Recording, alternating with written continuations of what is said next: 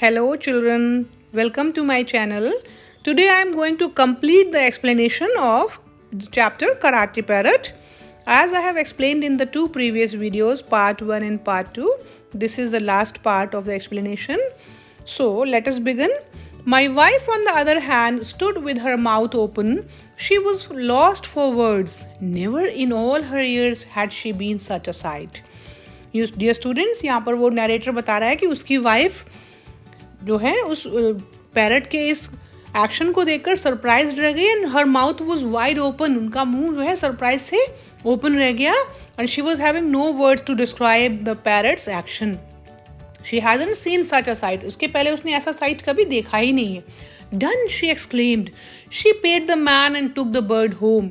She was so surprised that she was ready to take that pet at home because she felt कि इससे बहुत अच्छा entertainment हो सकता है. Needless to say, she was quite excited by her new purchase. As soon as she got home, she searched through all the cupboards in the house and took from them the old boxes, crockery and any other useless but stored items she could find. And what did she did now? Just after reaching her home, she started searching for the old things that are not used now. जो stored items थे घर में जो अभी useful नहीं रह गए हैं उन सबको निकाल करके उसने क्या किया? She spent an hour or so allowing the parrot to practice his skills. और फिर उसने लगभग 1 hour का टाइम बिता दिया पैरट को अपनी स्किल्स को प्रैक्टिस करने देने के लिए, so that he can practice the karate. The pair of them had a smashing time.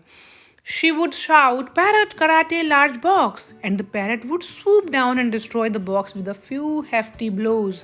Dear students, यहाँ पर वो पैरट को ऑर्डर कर रही है सुष्मिता और parrot with in a few seconds उस चीज़ को बड़े hefty blows के साथ तोड़ देता है. Hefty blows means powerful blows. Then she would order it to destroy something else. फिर वो कुछ और destroy करने के लिए बोलती है. The parrot, according to her, did not tire of this activity. और सुष्मिता के ऑर्डर्स पर पैरट उस एक्टिविटी को फटाफट कंप्लीट कर देता था. बिल्कुल भी टायर्ड फील नहीं कर रहा था. He was not looking tired at all.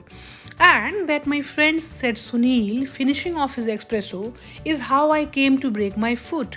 अब सुनील बता रहा है अपने फ्रेंड्स को एक्सप्रेसो जो उसकी कॉफ़ी है he has finished that coffee and now he is telling that this is how I came to break my foot.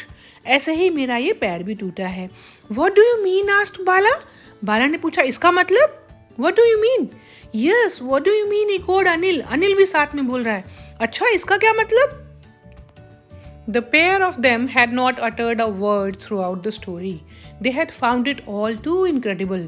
जो उसके दो फ्रेंड्स हैं अनिल और बाला, they are so surprised with the story कि during the story was being told by Sunil, they did not speak a word. उन्होंने एक word भी नहीं बोला क्योंकि इतनी इनक्रेडिबल स्टोरी लग रही थी. It was unbelievable.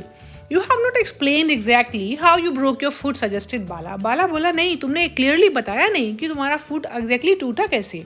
O said Sunil you see I return at home at 7 o'clock to find my wife and the parrot in the sitting room. At 7 o'clock when I returned from my shopping and all course of work, what did he find? He found that his wife and the parrot were sitting in the room. The parrot was walking along the back of the sofa, carelessly pulling at some loose threads. And what was the parrot doing? He was pulling some loose threads. जो धागे कुछ पुराने हो जाते हैं हमारे सोफे में, उनको वो अपनी बीक से खींच करके उनको खींच रहा था. It was taking them out. This was a little annoying. और इसको देख करके नरेटर को लगता है कि ये क्या कर रहा है. He is wasting my sofa. When I inquired about the creature, she told me that she had brought it at the pet shop.